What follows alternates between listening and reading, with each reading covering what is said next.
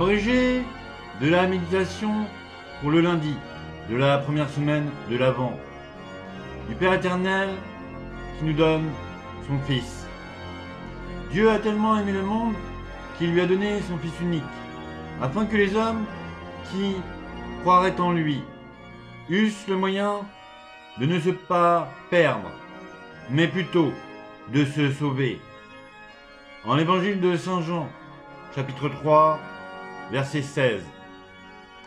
Le sujet regarde la première personne de la très adorable Trinité, c'est à savoir le Père éternel qui nous donne son Fils.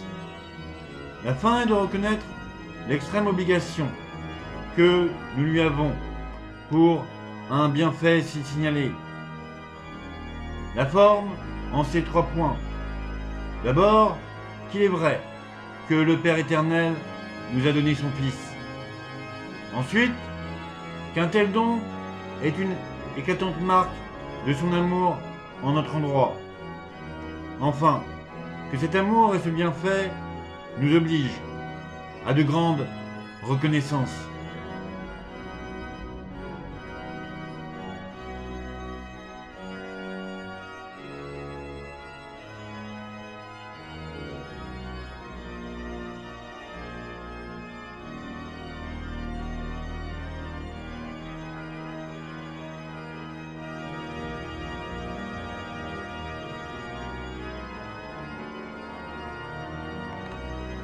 C'est le Père éternel qui aime tant les hommes, qui leur a donné son Fils unique. C'est celui qui, par sa justice, a condamné les anges, qui s'étaient révoltés contre lui. Lequel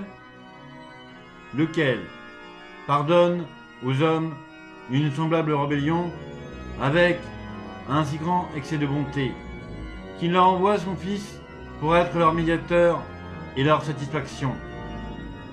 Ô justice, ô bonté! Quoi, après cela, je n'aurai pas de regret d'avoir offensé mon Dieu. Et quoi, je prendrai encore la hardiesse de l'offenser.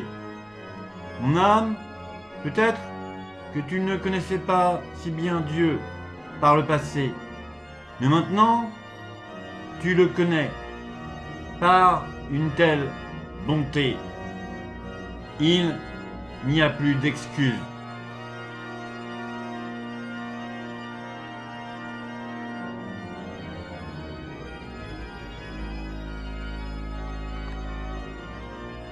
Ce don que Dieu nous a fait est la plus grande marque qu'il nous pouvait témoigner de son amour, car il a toutes les qualités qui sont requises à un don, afin qu'il soit la marque d'un grand amour.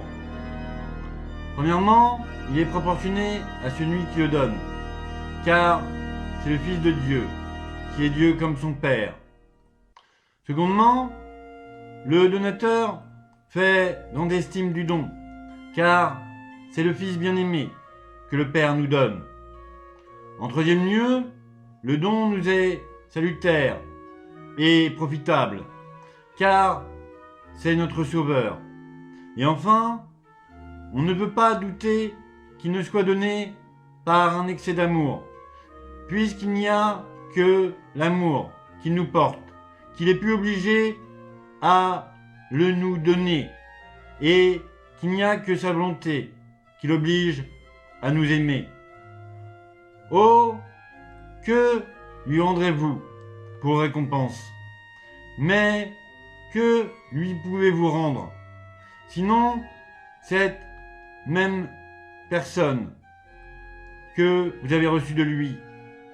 Ne craignez point, vous ne vous en déposséderez pas pour cela, car le don de ce Fils est un si grand bien qu'il ne vous demeurera jamais plus assurément qu'après que vous l'aurez redonné à son Père par cet acte de reconnaissance, et qu'il vous en reviendra toujours plus que vous n'en donnerez.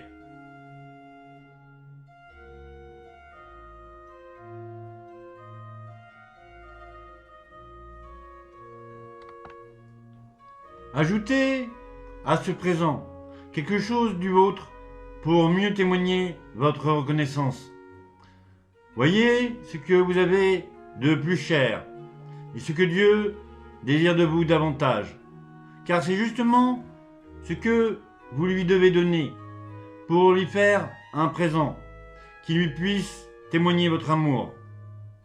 Seriez-vous bien si ingrat que de lui refuser ce peu qu'il vous demande? Non, mon Dieu, je n'ai rien que je ne voulusse vous donner, mais je suis pourtant en peine de ce que je vous puis donner, car tous mes biens sont à vous, et vous n'en avez que faire. Mes mots sont à moi, mais je n'oserais vous les présenter. Mon fils, si tu savais bien me présenter tes mots, ils ne seraient plus des mots. Et c'est ce que je demande le plus qu'on me présente, afin qu'on en soit délivré.